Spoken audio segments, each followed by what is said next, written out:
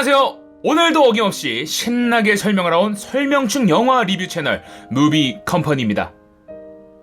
세 번째 영상에서 다룰 영화는 바로 집으로 가는 길입니다. 집으로 가는 길은 지난 2004년 10월 30일 프랑스 오를리 공항에서 마약 운반범으로 잡혀 대서양 외딴섬에 있는 마르티니크 감옥에 수감됐던 평범한 한국인 주부의 이야기를 바탕으로 제작된 영화입니다. 그럼 지금부터 집으로 가는 길에 대해 알아보도록 하겠습니다. 원석을 옮겨주면 400만 원을 준다는 서문도의 제안에 응하는 정연. 하지만 그녀가 운반한 것은 원석이 아닌 코카인이었습니다. 통역도 변호사도 지원받지 못하고 있는 정연은 집으로 돌아가지 못한 채 지구 반대편의 외딴 섬 마르티니크 감옥에 수감되고 수감 기간만 늘어납니다. 막연하게 기다림의 시간만 늘어난 현실에 지쳐가는 정연과 종배. 가석방이 됐지만 정연은 집으로 돌아갈 수 없었습니다. 그녀는 언제쯤 집으로 돌아갈 수 있는 걸까요? 한 방송을 통해 정연의 이야기가 많은 사람들에게 알려지게 되고 정연을 돕고자 하는 사람들 또한 늘어납니다. 그렇게 손꼽아 기다리던 정연의 재판이 열릴 수 있게 됩니다. 다행히도 재판 이후 정연은 드디어 집으로 돌아갈 수 있게 되죠. 영화 집으로 가는 길은 실화를 바탕으로 제작된 영화입니다. 영화에 나온 것처럼 정연은 마약 운반범으로 잡혀 감옥에 가게 되는데요. 마약을 원석이라고 속이고 운반해달라고 한 남편의 후배가 잡힌 후에야 2006년에 한국으로 돌아올 수 있었죠. 이 사건은 추정 60분이라는 방송을 통해 세상에 알려졌습니다. 집으로 돌아오는 길은 카리브해 촬영을 감행하며 한국과 프랑스 그리고 도미니카 공화국을 넘나들 정도의 남다른 스케일을 보여준 영화이기도 한데요. 실화 사건의 배경인 오를리 공항을 담아내야만 했던 방은진 감독은 공항 촬영을 위해 협조 공문을 보내는 등 준비 기간만 1년 하고도 반년 정도가 더 소요됐다고 합니다. 그럼 방은진 감독에 대해 잠깐 이야기하는 시간을 가져보도록 할까요? 방은진 감독은 10여 년간 영국 무대에서 활동하고 1994년 태백산맥에 출연하면서 스크린에 데뷔합니다. 그 후로 300일 302, 학생 부근 신이, 산부인과, 이재수의 난 등 다양한 영화들에 출연하며 많은 상들을 수상해 믿을만한 배우로 인정받았죠. 감독으로는 오로라 공주를 만들면서 데뷔하게 됩니다. 방은진 감독은 영화 용의자 X를 촬영하던 중 한 프로듀서로부터 실화 주인공의 이야기를 전달받았다고 하는데요. 한 여성의 곤란이나 가족의 부재 같은 이야기에 자주 끌리는 것 같다고 말했습니다. 그래서 감독이 집으로 가는 길을 제작하게 된 게 아닐까요? 오로라 공주를 시작으로 용의자 X 그리고 집으로 가는 길은 공통적으로 암담한 현실 속에서 주인공들이 애타게 자신의 집을 그리워하는 영화들이었던 것 같다고 했습니다. 감독은 영화 시사회에서 지옥 같은 현실이지만 끝내 헤쳐나가고 지키려는 모습이 곧 희망이며 이를 통해 가족의 소중함을 돌아볼 수 있는 영화로 남기를 바란다고도 했습니다. 과연 감독의 바람대로 관객들에게 전달됐는지 아니라면 어떻게 보여졌을지 궁금해지는데요.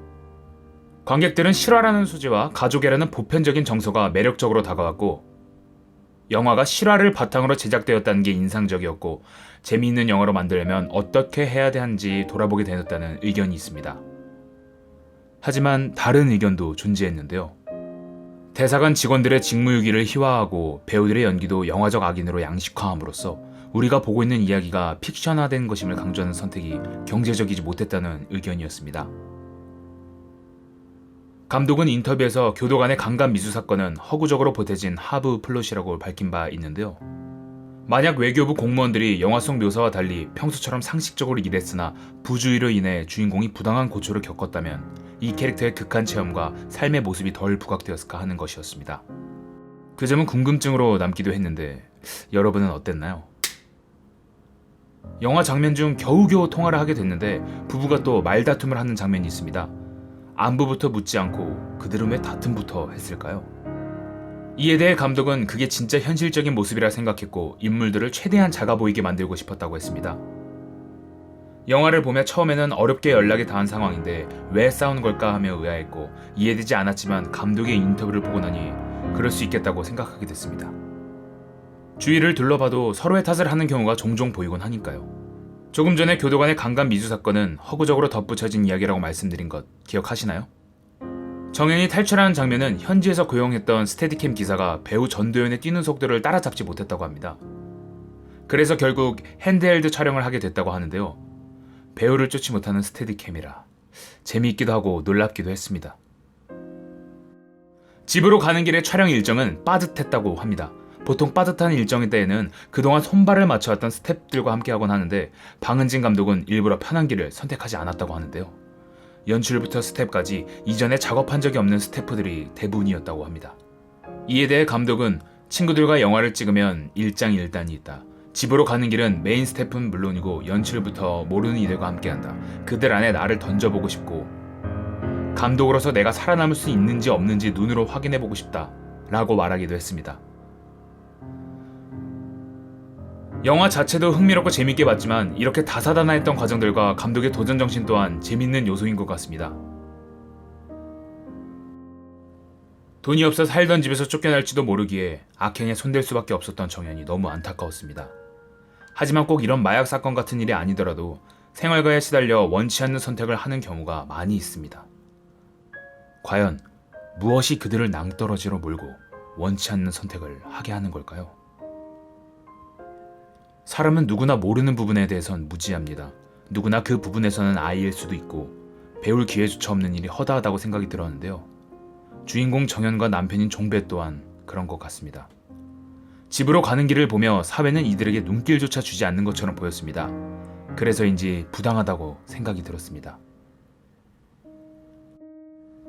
마약 운반범으로 잡혀 대서양 외딴 섬에 있는 마르티니크 감옥에 수감됐던 평범하지만 평범하지 않았던 한국인 주부의 실화를 바탕으로 제작된 영화 집으로 가는 길. 여러분들은 어떠셨나요? 집으로 가는 길에 대한 의견은 다양했습니다. 그 다양한 의견들 속 여러분은 어떤 생각을 하게 될지 궁금해지네요. 실화를 어떻게 다루는지 직접 확인해 보셨으면 좋겠습니다.